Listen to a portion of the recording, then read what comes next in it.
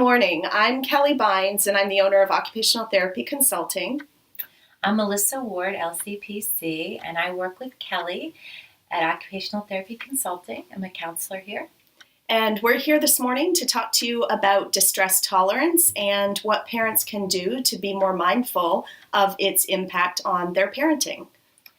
Distress tolerance means when your kid is having a meltdown that you, as a parent, can stay in your adult ego state, which means stay calm and rational, even though they're in distress.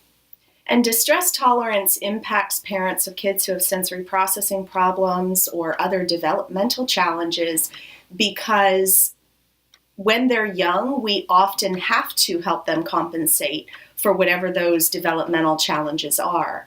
And so we don't, as parents, build a lot of distress tolerance in the same way that parents of typically developing children might. As children get older, all of them, regardless of diagnosis or disability, go through different stages, and parents need to build that distress tolerance with them over time. Melissa has a couple of examples of things that parents can do when they notice their distress in regards to their child going up. When you're feeling distressed because your child is dysregulated, the first thing to do, I think, is to take a deep breath. And remember that you don't have to jump in right away.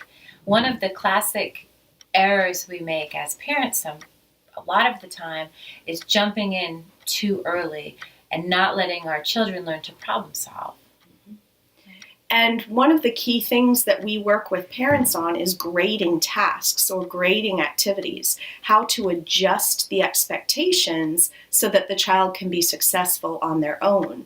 And if a parent doesn't build the capacity to tolerate their child's distress, then they won't be able to adjust the activity that they're doing with their child. Mm-hmm. So the suggestion of breathing, when you see your child getting frustrated, if you yourself breathe, it gives you just a few more seconds to allow them to tolerate their frustration.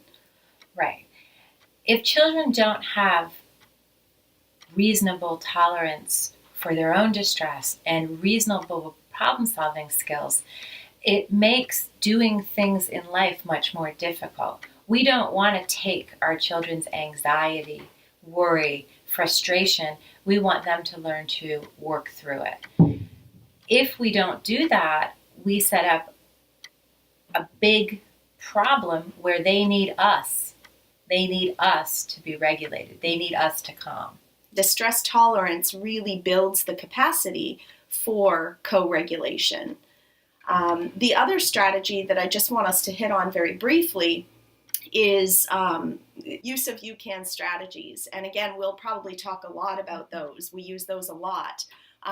But using statements like you can do something means that parents are guiding their child through frustrating situations.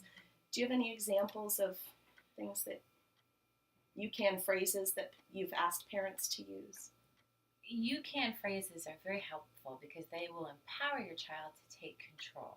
So, for example, even with teens, you can offer choices that redirect them to take control. I'm noticing you're upset. You can take a break. I'm noticing that you're getting very, very frustrated. Do you want to talk it through? I'm noticing that you don't want to eat that. You can push it away. Those are ways that we can allow our kids to kind of take back control and not create a cycle where we're doing all the problem solving. Yeah. Because our kids will look to us to solve it. And if we take some deep breaths, it allows them those moments to kind of re-engage or calm themselves. And then using the you can phrases gives them an option for what they can do to remain engaged. So play around with that. See what you notice, and hopefully those couple of things are going to be helpful this week. And keep in mind that when we do get into the rescue trap and try and save our kids, we often exacerbate the problem. So sometimes that time with the breathing helps us to not jump in. Yeah. and exacerbate the problem. Then, as you said, followed up by the you can strategies. So let us know.